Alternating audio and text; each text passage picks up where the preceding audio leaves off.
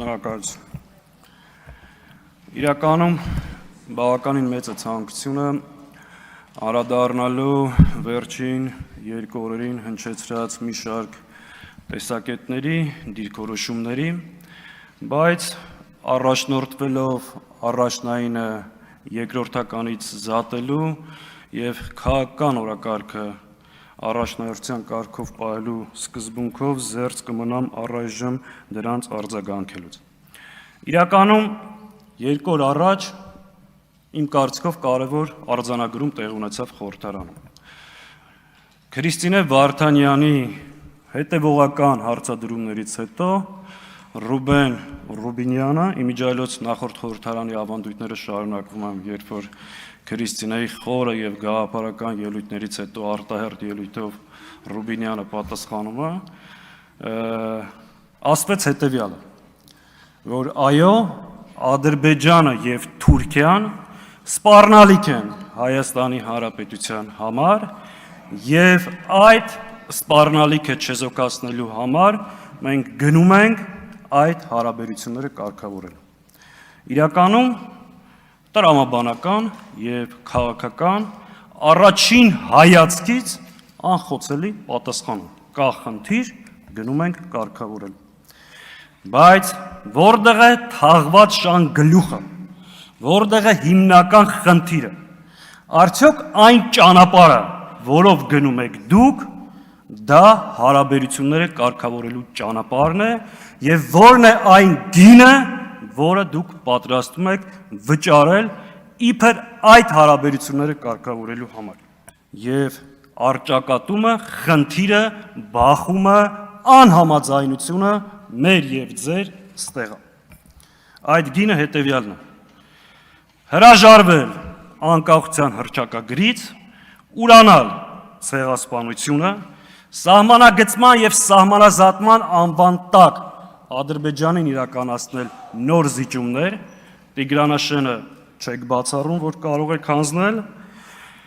Հայաստանի տարածքով անխոչնդոտ ճանապարհ Արևմտյան Ադրբեջանի եւ Նախիջևանի միջև, անունը ինչ ուզում եք դրեք, եւ խորհրդարանի կողմից վավերացված պաշտոնական փաստաթուղթ Արցախը Ադրբեջանի մաս ճանաչելու։ Ահա սա է այն գինը, որ դուք փորձում եք ու այն ճանապարհը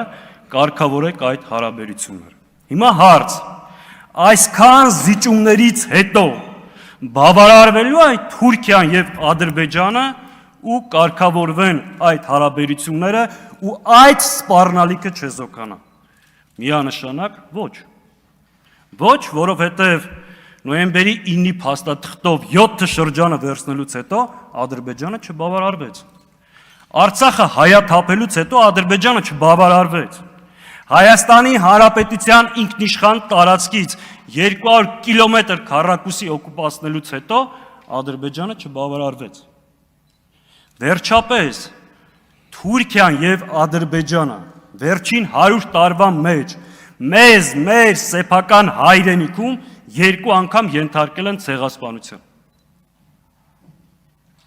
Հետևաբար այն ճանապարհը, որ դուք առաջարկում եք, սա սպառնալիքը չեզոքացնելու ճանապարհ չի։ Եվ դաշնակցությունը, պարոն Ռուբինյան, այդ սպառնալիքից չի կտվում։ Կտվողը կտվում է եւ այդ կաթը վտանգավոր է ժողովրդին մատուցելու համար։ Հետևաբար մենք դեմ չենք հարաբերությունների կարգավորմանը, մենք դեմ ենք այդ ճանապարհով գնալուն, որտեղ դա համարում ենք կործանման ճանապարհ։ Հիմա, երբ մենք ասում ենք պետք չի հրաժարվել մեր իրավունքներից, պետք չի գնալ զիջումների ճանապարհով, երբ որ մենք ասում ենք այո, Արցախը հայկական է, դուք ասում եք, որ դուք սպառնալիք եք Հայաստանի Հանրապետությանը եւ չեք ճանաչում Հայաստանի ինքնիշխանություն կամ տարածքային ամբողջականությունը։ Հայաստանի տարածքային ամբողջականությունը, այս քարտեզը, որ փակցրել եք ստեղ, սա դուք եք դրել հարցականի տակ։ Հիմա քարտեզը վերցրել եք, ընկել եք հետևներիցս, մեկ նվեր եք տալի, մեկ ասում եք փակցրեք։ Կարող եք ասել հարց, երբ որ մոտենաք այս ամբիոնին, այս պահին որքան է Հայաստանի Հանրապետության դե ֆակտո տարածք։ Այս պահին Հայաստանի Հանրապետության դե ֆակտո տարածքը որքան է։ Ազատագրեք այս քարտեզը, ապահովեք այս քարտեզի տարածքային ամբողջականությունը, այո, առաջինը ես կփակցնեմ։ Դրա մեջ վատ բան չկա։ Եվ ի գիտություն բոլորի Հայաստանի Հանրապետության տարածքային ամբողջականությունը, ինքնիշխանությունը մեր համար գերագույն արժեք եւ մեր հայրենիք։ Ու եթե մենք ասում ենք Արցախը հայկական է, դա չի նշանակում, որ սա կասկածի տակ ենք դնում։ Արցախը հայկական է եւ քննարկման ենթակա չի։ Դուք եթե վաղը նույնիսկ օրենք բերեք ազգային ժողով, ու եթե դուք մնաք իշխանության բերելու եք այդ օրենքը, ասեք ով որ ասի Արցախը հայկական է, նրան գնդակահարում ենք, միևնույն է, ես իբրև դաշնակցական իմ ընկերները ու ոչ միայն դաշնակցականները գալու են այս ամբյոնի մոտ եւ ասեն Արցախը հայկական։ Եթե դրանով է պայմանավորված ձեր ատելությունը դաշնակցության նկատմամբ, դա շատ նորմալ է։ Եվ եթե այդ ատելության դոզան քչանա, ես անհանգստանամ։ Ուրեմն դաշնակցությունը իր տեղում եւ դերում չի։ Հիմա հայ-ռուսական հարաբերությունների մասին պարոն Ռուբինյանը հստակ հարցադրումներ է տալիս։ Արդյոք Ռուսաստանը սպառնալիք է Հայաստանի Հանրապետությանը։ Ոչ, Ռուսաստանը սպառնալիք չի մեր պետականությանը։ Արդյոք հայկական արտադրանքները համապատասխանում են ստանդարտներին։ Ես չգիտեմ, բայց ես գիտեմ, որ ապրանքների մուտքի արգելումը դա քաղաքական որոշում է։ Արդյոք այդ քաղաքական որոշումը գործընկերային է։ Այդ հարցի պատասխանը դուք տվեք։ Ես Ռուսաստանի նախագահին եւ կարծում եմ երկու խմբակցություններից որևէ մեկը մոտիկից չի տեսել։ Նիկոլ Փաշինյանն է հայտարարել, որ Վլադիմիր Պուտինը իմ ավագ ընկերն է եւ ինքը ավելի շատ է շփվում Պուտինի հետ, քան բոլոր 3 նախագահները միասին վերցրած։ Հետևաբար գնացեք եւ կարգավորեք այդ հարաբերությունները։ Այս ճգնաժամը դուք եք ստեղծել, որի համար վճարելու են Հայաստանի Հանրապետության քաղաքացիները։ Ժողովրդավարության մասին կարճ ասեմ, որ այն ճանապարհը, որ դուք ընտրել եք եւ հաճախ ասում եք ժողովրդավարություն, դա ժողովրդավարության հետ կապ չունի։ Ժողովրդավարությունը ունի 4 կարևոր սկզբունք, 4 կարևոր իրավունք, որ եթե ուզում ես քո երկրում ապահովես ժողովրդավարություն, այդ սկզբունքները պետքա պահես։ Ազատ ընտրելու եւ ընտրվելու իրավունք, ազատ խոսքի իրավունք, սեփականության իրավունք եւ աշխատանքի իրավունք։ Այս 4 իրավունքները դուք գողացել եք Հայաստանի Հանրապետության քաղաքացիներից։ Հետևաբար ձեր ճանապարհը ժողովրդավարության հետ կապ չունի։ Քաղբանտարկյալների մասին։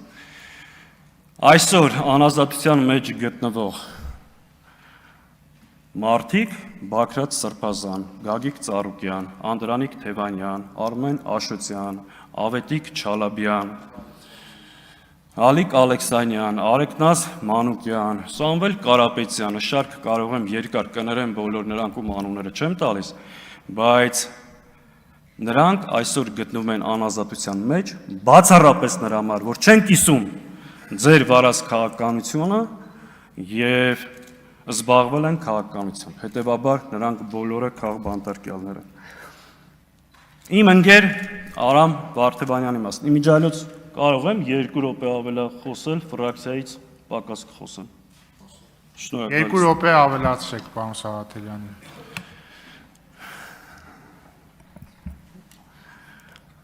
Արամ Վարդևանյանի մասին։ 2 օր սենց կարմիր գծով անցկացնում եք, որ